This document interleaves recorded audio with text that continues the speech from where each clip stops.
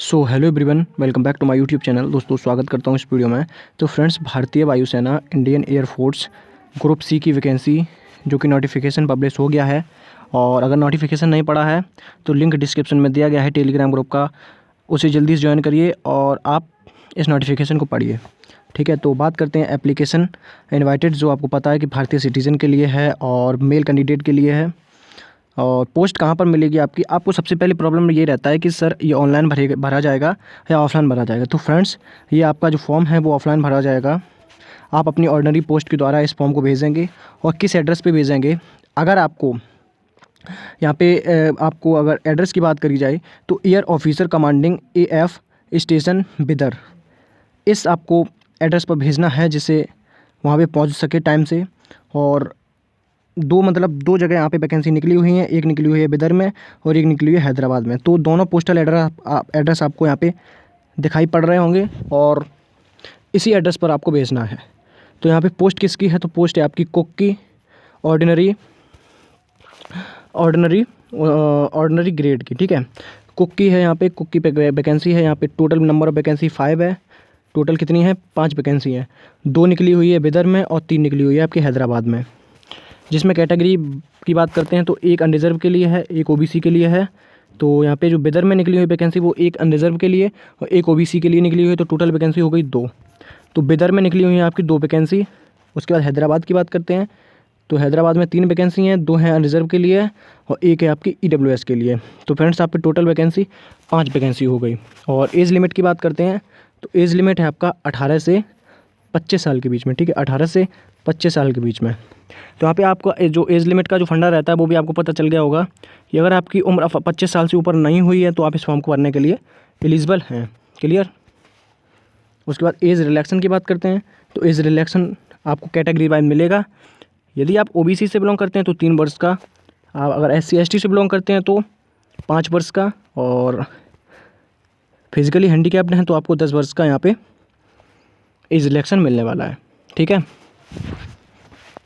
उसके बाद जो आपका पे स्केल रहेगा वो लेवल 2 के अनुसार में रहेगा। जितना लेवल 2 के कैंडिडेट को मिलता है उसी प्रकार से आपको मिलेगा।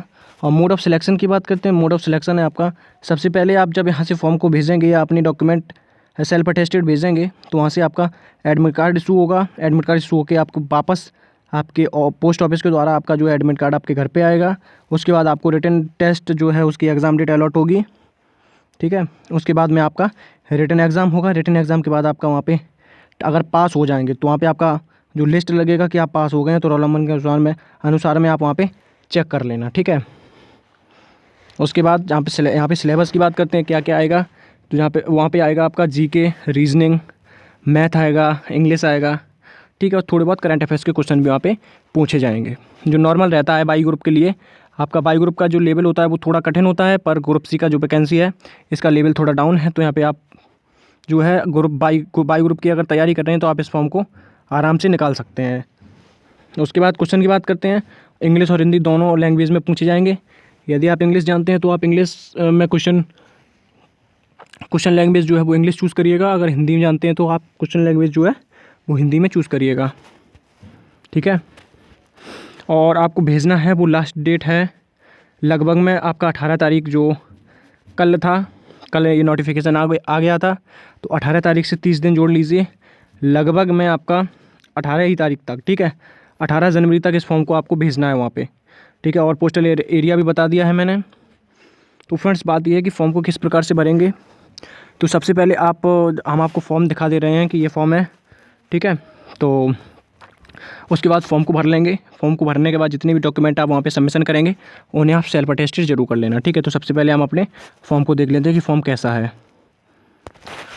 तो फ्रेंड्स, ये रहा आपका ऑफलाइन फॉर्म जो आप देख सकते हैं अपनी स्क्रीन पर। अगर आपको ये डाउनलोड करना है तो मेरी टेलीग्राम ग्रुप पर जाइए, वहाँ से आप डाउनलोड करिए जाकर। ठीक है, उस पर मैंने डाल दिया है। तो यहाँ पे एप्लीकेशन फॉर द पोस्ट, आप किस पोस्ट के लिए जाना चाहते हैं और किस यूनिट में जाएंगे उसका नाम डालना है। जैसे आप हैदराबाद जाएंगे या बिदर में जाएंगे तो यहाँ पे आपको यूनिट का नाम भी डालना है। और किस पोस्ट के लिए जाएंगे तो यहाँ पे कुक भरना है। ठीक है, और उसके बाद आपको यहाँ पे फ़ोटो लगा लेनी है। जितना मैं बता रहा हूँ सिर्फ उतना ही करना है, ज़्यादा अगर आप करेंगे तो फॉर्म जो एडमिट कार्ड आपका नहीं आएगा। और नेम ऑफ़ कैंडिडेट, यहाँ पे आपको अपना नेम डालना है, वो भी कैपिटल लेटर में।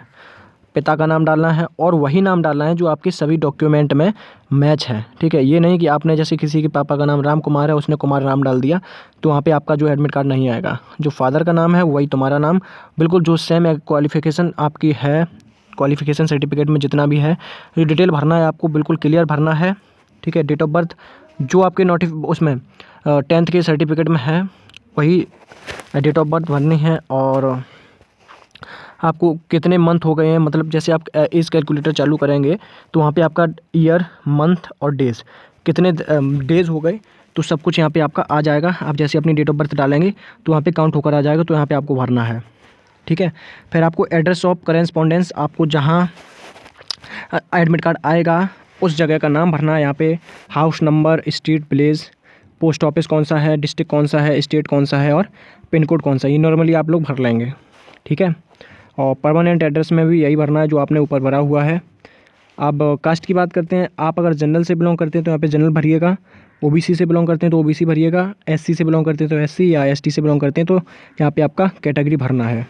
फिर मिनिमम क्वालिफ़िकेशन की बात कर लेते हैं, अभी तक मैंने क्वालिफ़िकेशन की बात नहीं करी है। तो मिनिमम क्वालिफ़िकेशन है आपकी 10th पास। आपको इस फॉर्म को भरने के लिए जो मिनिमम क्वालिफ़िकेशन है वो आपको 10th पास होना अनिवार्य है, ठीक है। तो वहाँ पे आपकी क्वालिफ़िकेशन, अगर आपने 10th किया है तो आप 10th के लिए यहाँ पे भर सकते हैं। यदि आप बीएससी में हैं या बीएड कुछ भी कर रहे हो, मतलब ग्रेजुएशन तो वहाँ पे आप भर सकते हैं, ठीक है।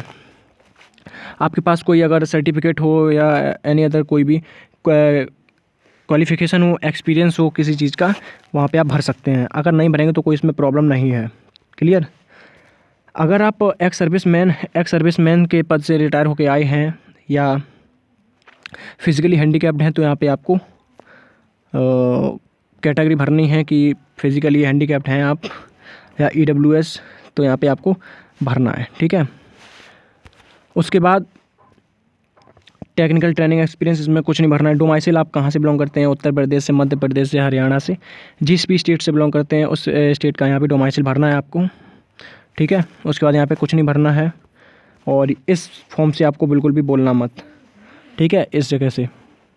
और यहाँ पे अपने साइन कर देने हैं और किस डेट को भेजना है यहाँ पे आपको उस डेट को डाल देना है।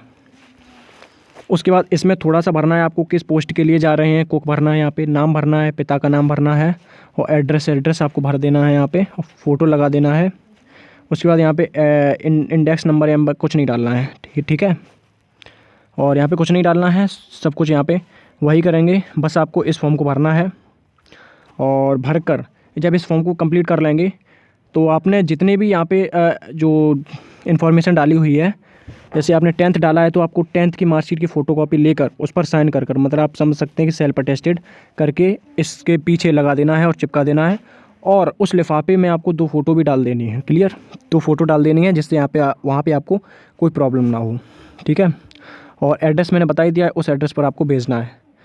तो फ्रेंड्स, आई होप आपको वीडियो पसंद आया होगा और इस फॉर्म को भी आपने समझ लिया होगा। अगर कोई भी डाउट बचे तो आप इस वीडियो के कमेंट बॉक्स में ज़रूर कमेंट करिएगा कि कोई भी डाउट है तो मैं बता दूंगा आपको, ठीक है। तो फ्रेंड्स, आई होप आपको वीडियो पसंद आया होगा। वीडियो पसंद आए तो लाइक एंड सब्सक्राइब जरूर करिएगा। चैनल पर नए आए हो तो चैनल को जरूर सब्सक्राइब कर देना। आपको इसी प्रकार से लगातार वीडियो मिलती